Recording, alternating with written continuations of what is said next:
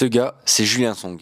Aujourd'hui, je le défie pour un concept un peu spécial. Donc, on va jouer sans les pièces, tout simplement. Toutes les pièces vont être des pions et on va devoir mémoriser quelles sont, tout simplement, quelles sont les pièces pendant la partie. Donc là, je lance la pendule. C'est 3 minutes plus 2 secondes par coup et il commence avec un petit D4.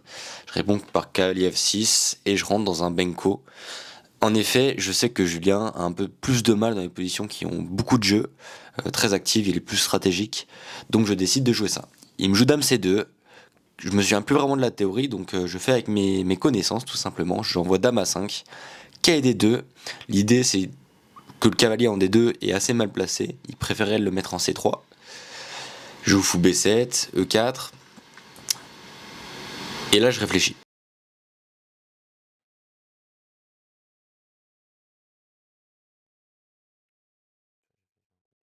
Donc ici, je décide d'attaquer le centre, tout simplement, pour lui poser une question.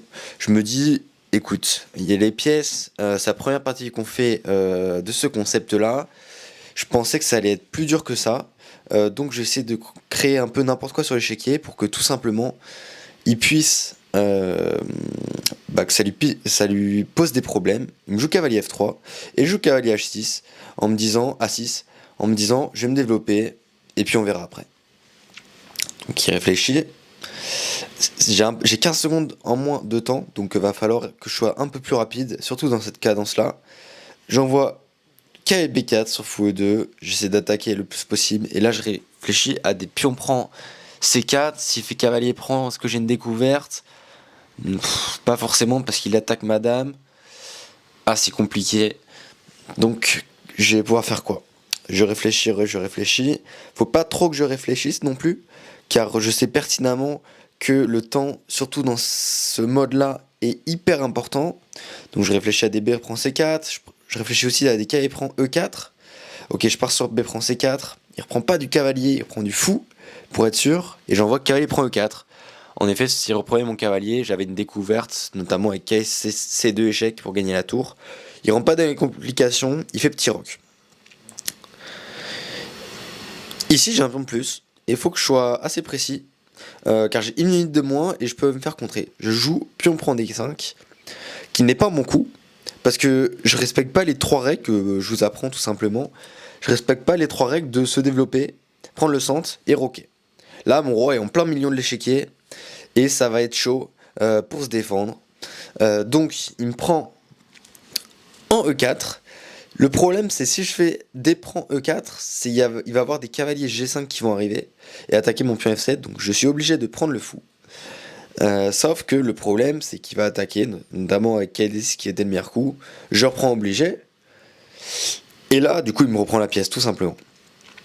Ici, je peux pas faire petit roc, tout simplement, car la dame contrôle la case F8. Le meilleur coup aurait été de jouer F6, donc c'est un coup très dur, parce que c'est dur de voir la continuité après tour E1. Donc je joue grand roc pour protéger mon roi, il me joue fou F4, et je joue le coup que j'avais vu tout simplement, cavalier A6, pour contrôler la case B8, pour pas qu'il me fasse dame B8 mat. En effet, c'était une de ses attaques. Donc là, je suis assez content de moi, j'ai un pion de plus, il a une grosse attaque par contre, donc il va falloir faire très attention. Et bon, je suis quand même moins bien, avec moins de temps, donc il va falloir que je me dépêche et que je joue des bons coups. Il développe sa tour, je me dis bon, coup simple, filet as, ma pièce ne joue pas, donc je me développe. Tour E8, avec comme idée tour E6 que j'ai joué juste après. Dégager la dame tout simplement et pousser un D5 pour prendre le centre et lui poser des problèmes.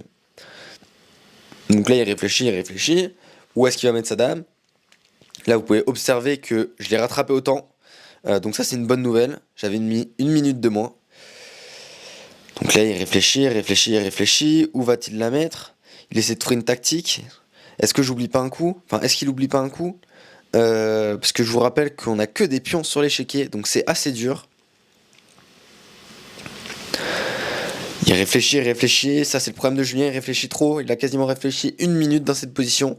Il repart et j'envoie le petit coup D5 pour attaquer, et là il m'envoie le coup B4.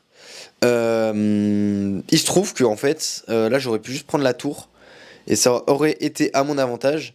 Mais j'ai pas vu parce que j'avais calculé dame prend D8 et j'avais pas vu que ma dame protégeait la tour. Donc voilà, j'ai loupé une façon de prendre l'avantage. Il recule sa tour. Je joue D4 pour ouvrir la diagonale de mon fou. Et pour lui poser des problèmes sur son roi, peut-être avec des idées de tour G6. Il développe sa dernière pièce qu'il n'avait pas développée.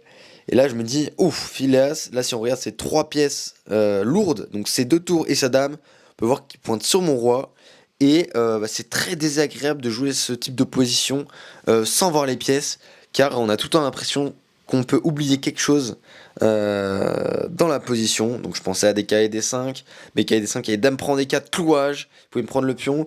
Donc je décide de jouer solide et de jouer tour D5 pour protéger tous mes pions et peut-être virer avec mon roi D7 après. Sauf que il se trouve que ça marche, enfin c'était pas le meilleur coup. Là il me joue cavalier prend D4, qui n'était pas le meilleur coup, qui donne une pièce, notamment avec tour E4 fourchette de la pièce et on bouge le roi. Je ne vois pas tout simplement, c'est dur. Je tour G6, je préfère mettre la pression que jouer des bons coups. On va voir ce que ça va donner comme résultat. Là, on peut voir que mon fou et ma tour pointent sur son roi. Donc il joue fou G3 pour protéger son roi, fermer la colonne pour pas que je puisse attaquer sa tour.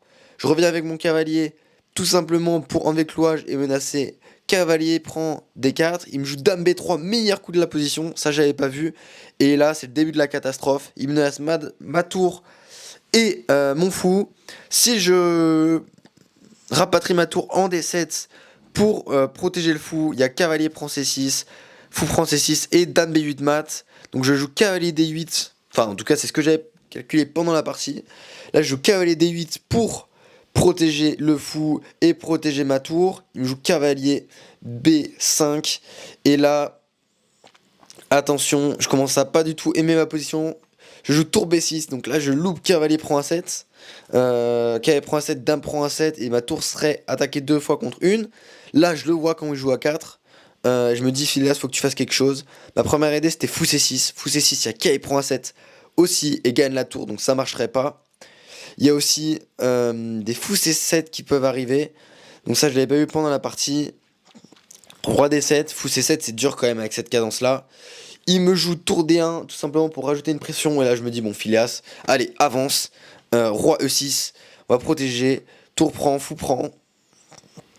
Là, sur fou prend, il y avait tour E1 qui gagnait une pièce nette. Mais là, non, tour E1, pardon, il y avait dame prend E1. Donc là, il n'y a pas de vrai coup pour prendre l'avantage. Dame E3, là je joue roi F6, et là il faut savoir qu'il y a un mat en 4 ou 5 avec fou H4, mais il le voit pas. Dame E5, on a plus de temps, il a 5 secondes, j'ai 10 secondes, je donne une pièce, donc je me débrouille comme je peux, je joue vite, cavalier E6, tour D1, je prends le pion, je me laisse sa tour, il me joue H4, je joue H6, échec, roi H7, dame échec, je me rapatrie, il me joue cavalier D6, et là il me donne sa tour. Donc c'est à la libération. Et en plus après je peux prendre ces 2 pièces contre ma tour. Donc ici je vais prendre l'avantage. Allez, tour prend Phileas, nickel. Fou prend, dame prend. Et puis là c'est tout simplement clair avantage. Il n'y a plus trop de pièces. Donc je vois exactement où sont toutes mes pièces. Donc c'est parti. Je pousse mes pions. Je mets ma dame derrière le pion pour pousser le pion. Et là il va abandonner tout simplement. Je joue cavalier D4 pour menacer cavalier F3. Je menace ta dame. Il abandonne. Et là je me dis, ah là là, c'était dur la partie. J'ai pas encore l'évaluation dans ma tête forcément. Honnêtement je pensais que c'était assez clean. Parce qu'on ne connaissait pas. Mais voilà. Donc j'espère que vous avez kiffé la vidéo. Abonnez-vous. Et on se retrouve pour une nouvelle vidéo. Ciao.